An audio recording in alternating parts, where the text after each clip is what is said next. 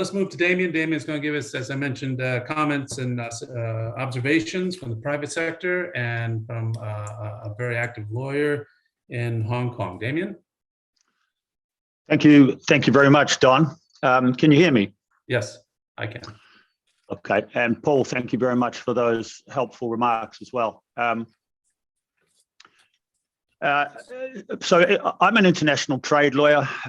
As per Don's introduction, I spend a lot of time arguing in court and arguing in an arbitration setting about commodities disputes and shipping and trade work generally. Now, underneath all shipping contracts, underneath the general arrangement pursuant to which goods move around the globe, there will always be a bill of lading and there will always be a charter party. And for those of you that are proud New Yorkers, I thought I would mention very briefly that one of the best known charter parties, and certainly one perhaps that has the longest longevity, is the New York Produce Exchange form, which dates back to 1913. That has been regularly updated over the years by BIMCO, with the most recent version being released in 2015. So it is that type of document that will always provide the entry point for lawyers into these types of disputes, because at the back of a document like that, you will normally see an arbitration clause.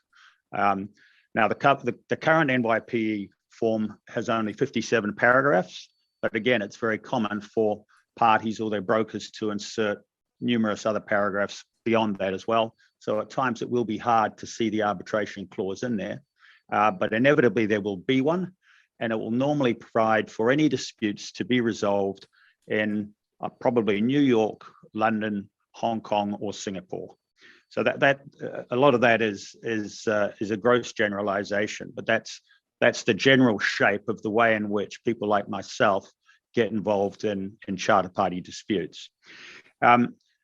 Going back then to supply chain logistics and disruptions, I can see, sort of from the way that my personal legal practice operates, four real drivers. One is war and conflict. One is government directives and intervention and private arrangements. A third would be pandemic response measures. And the fourth would be perhaps the more everyday, ever given type incident.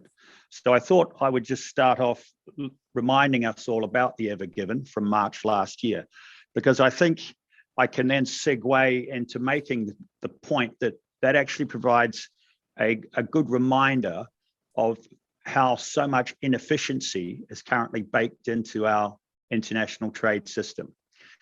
So going back to the Ever Given, you may recall that she was blocked in the Suez Canal for 112 days from the 23rd of March, 2021. There were 18,300 containers on board with a total cargo value of $780 million.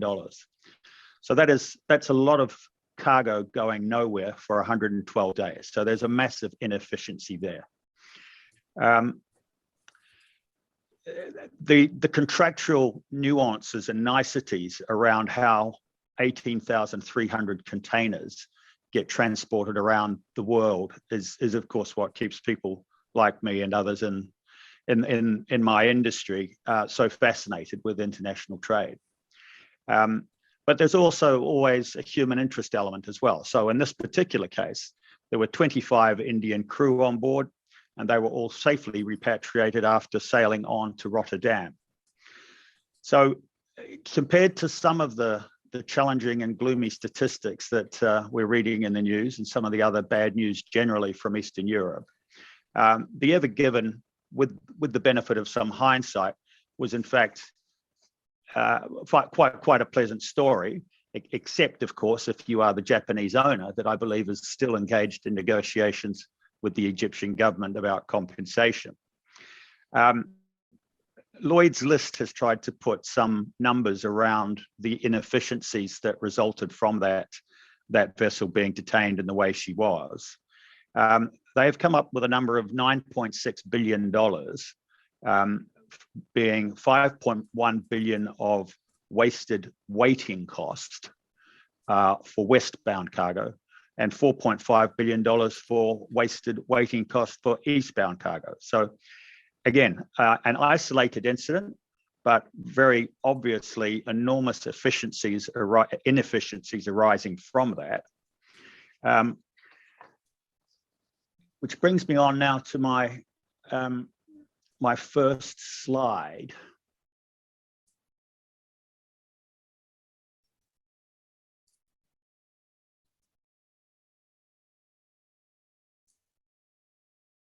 Sorry, now this is an extract from a report prepared by Royal Bank of Canada very recently. And they have said that there is approximately 1/5 of the world's global tonnage either laid up or stuck in congestion. So again, we saw an obvious example of inefficiencies with a single vessel, the Ever Given. And then look at the next line here. There are currently 300 ships awaiting a berth in Shanghai. Now that's 300 ships with cargo and with crew. So again, Paul made the point earlier that there are enormous challenges in dealing with the labor situation generally as it feeds into inflation propositions. Shipping from China to the United States is now taking 70 days longer than usual. Now, again, part of that story is due to a labor narrative. People are not able to move around the globe as quickly as they used to be able to. They're not able to reposition quickly to meet a ship in order to ensure that there's a full crew. And then some of the other statistics there towards the bottom of that slide, I think you've probably seen regularly enough in the news. There's a lot of pessimism about fuel prices and a lot of pessimism around insurance premiums. So both of those directly impacting on the costs of doing business if you're a ship owner. There's a similarly gloomy slide here, which I've extracted from another source. Now this comes from the Oxford Economics publication.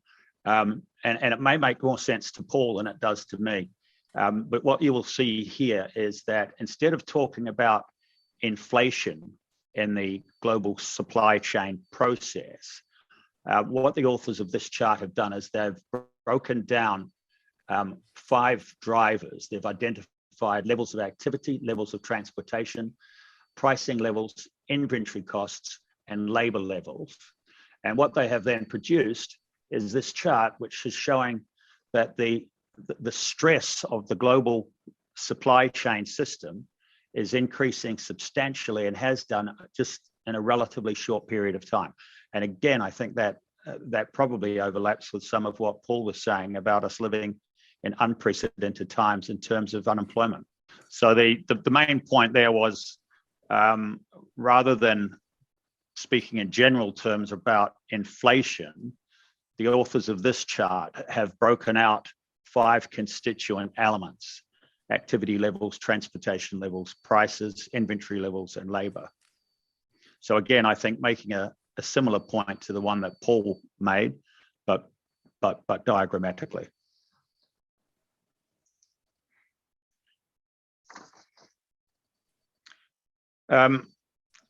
Moving on then, talking about legal impediments. So obviously the Ever Given provided an enormous physical impediment to trade through the Suez Canal for 112 days.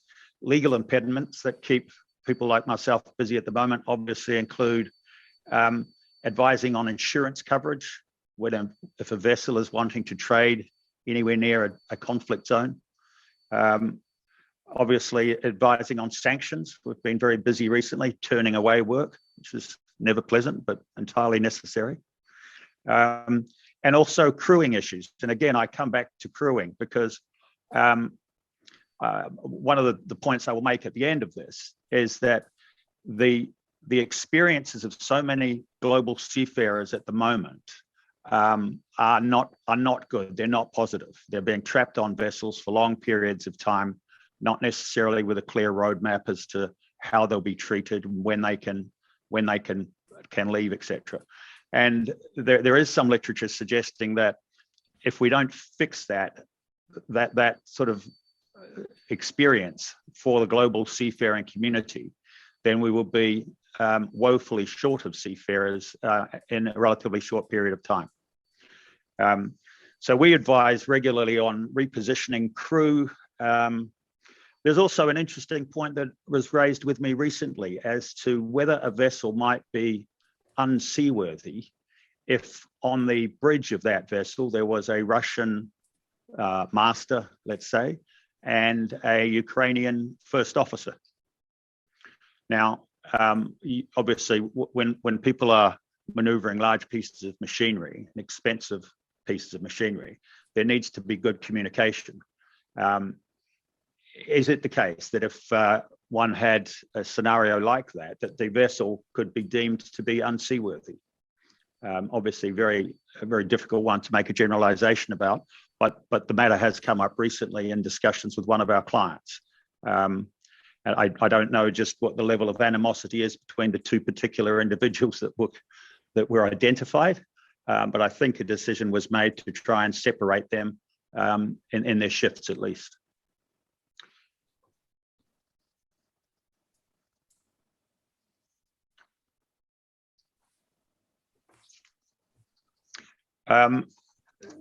Another crew-related piece of inefficiency that we are seeing regularly involves, for example, crew on board a Chinese vessel, might be a Chinese crew looking to lift cargo in Korea. And so this again was an incident that we were involved with recently. The Chinese master produced to the Korean authorities the vaccination evidence from Shanghai, but was promptly told that the formatting was wrong and it needed to be presented in either English or Korean. Now, 2 days then passed whilst that vessel lingered at the load port, whilst the correct documentation was sourced back in Shanghai.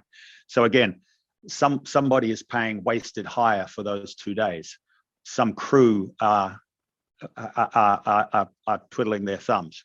Bunkers are being wasted. There's an enormous amount of efficiency that has been baked into the current and perhaps necessary mechanisms that we're using to deal with COVID. But that level of bureaucracy, if unattended over time, if we don't find a way to break down that extra layer of bureaucracy, then it is going to be very difficult to go back to the sorts of efficiencies that we all recall so fondly. And then just finally, I'd like to mention Michelle, if we could go to the slide dealing with economic and regulatory issues. We've also seen, so as I said initially, obviously we can see supply chain disruption from wars and events of conflict. We can see it from pandemic issues. We can see it from ever given type issues, but we can also see supply chain inefficiencies arising from government directives. And we've had a very good example of this sort of closer to home recently with the Indonesian government directing that there were to be no more coal exports from Indonesia due to concerns about domestic availability. Now that does raise questions of force majeure. Some of them will be legitimate, some of them will be contrived, but and especially if there's a sense that the market is going to be a rising market, then as many of us will be aware, there will be efforts made to try and renege on a existing contract in order to try and sell a cargo, including a cargo of coal, to a higher buyer on a rising market. So we've seen a lot of commodities disputes recently due generally to price fluctuations and spikes. So that was really all I had to say. As I say, my real point is that there is a lot of inefficiency in the system at the moment. Obviously, it's in all of our interests to try and remedy that.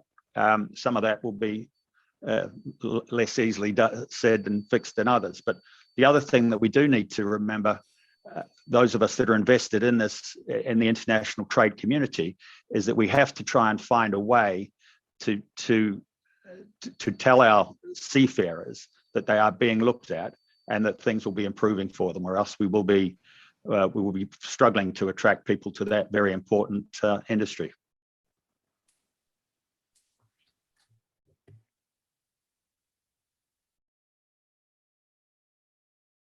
There we go. Thank you, Damien. Very interesting. I spent a lot of time in my earlier career in logistics and distribution, including just-in-time delivery systems. And sometimes so-called efficiencies turn into inefficiencies. Reminds me of Warren Buffett's great line about when the tide goes out, you see who's been skinny dipping and not really doing it right. But my real question to you is on the legal side: are you noticing more issues in certain jurisdictions in Asia than others, and why might that be? Or it's really sort of regional, completely regional? I think we've seen more recently in relation to Indonesian coal. Obviously, there's also been some tariff and trade activity as between Australia and China as well, closer to home. But no, these disputes are largely sort of jurisdiction agnostic, except when you get a significant intervening act such as what the Indonesian government has done. Super.